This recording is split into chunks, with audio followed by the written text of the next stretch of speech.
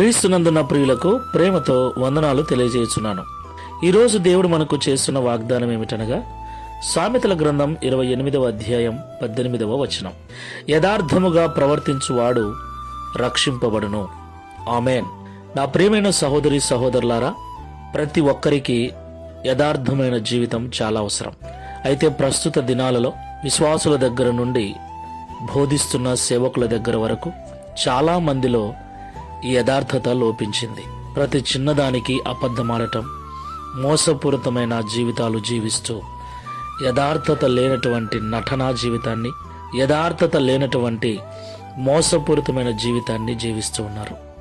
కనుకనే వారి వారి జీవితాలలో అభివృద్ధి, ఆశీర్వాదం కొరవడింది. ఈ మాటలు వింటున్న ప్రియ సహోదరి సహోదరుడా, ప్రభు మనతో అంటున్నాడు, యథార్థంగా ప్రవర్తించువాడు రక్షింపబడును అని. లోపల కోపము, ద్వేషము, బయటికి ప్రేమగా మాట్లాడటము, ఇది వేషధారణ జీవితం ప్రియులారా. పైకి చూడటానికి తెల్లటి వస్త్రాలు ధరించుకోవటం, లోపల పాపపు తలంపులు కలిగి ఉండటం. ఇలాంటి మనస్తత్వం గల మనుషులను, ఇలాంటి జీవితాలు కలిగిన విశ్వాసులను, సేవకులను దేవుడు ఇష్టపడటం లేదు. కాబట్టి యథార్థమైన జీవితాన్ని జీవిద్దాం, యథార్థంగా మాట్లాడదాం, ఉన్నది ఉన్నట్లుగా జీవిద్దాం, ఉన్నది ఉన్నట్లుగా మాట్లాడదాం. దాని వలన కొందరు దూరమైనా సరే, కొందరు మనల్ని వ్యతిరేకించినా సరే, యథార్థమైన జీవితాలు జీవిద్దాం.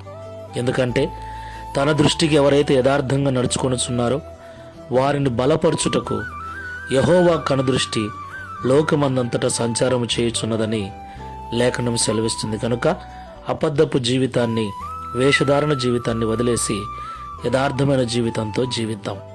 ప్రార్థన చేసుకుందాం. కృపా సత్య సంపూర్ణమైన యేసయ్య, పరిశుద్ధమైన మీ నామమునకు స్తోత్రాలు చెల్లిస్తున్నాం. యథార్థమైన ప్రవర్తన కలిగిన వారు రక్షించబడతారని, యథార్థంగా జీవించే వారిని ఆశీర్వదించుట కొరకే నేను చూస్తున్నానని ఈ ఉదయకాల సమయంలో మాతో మాట్లాడినందుకు వందనాలు. అవును తండ్రి, ఈ మధ్య మనుషులలో యథార్థత లోపించింది. అబద్ధపు జీవితం, నటనా జీవితం, మోసపూరితమైన జీవితాలలో విశ్వాసులు సహితం, సేవకులు సైతం బ్రతుకుచూ ఉన్నారు. అది ఎవరికి మంచిది కాదని ఈరోజు మమ్మల్ని ప్రేమగా హెచ్చరించినందుకు స్తోత్రాలు. ఈ ప్రార్థనలో ఏకీభవిస్తున్న మేమందరము కూడా ఇక మీదట యథార్థమైన హృదయాలు కలిగి, ఉన్నది ఉన్నట్లుగా మాట్లాడుతూ, ఉన్నది ఉన్నట్లుగా ఖచ్చితమైన జీవితాలు జీవిస్తూ, తద్వారా నీ కృపను పొందుకొని నీ ద్వారా ఆశీర్వదించబడినట్లు సహాయము చేయమని, ఈ దిన వాగ్దానమును మా అందరి జీవితంలో నెరవేర్చి మీ నామమును మహిమపరుచుకొనుమని యేసు నామంలో ప్రార్థిస్తున్నాము తండ్రి. Amen. Praise the lord. God bless you.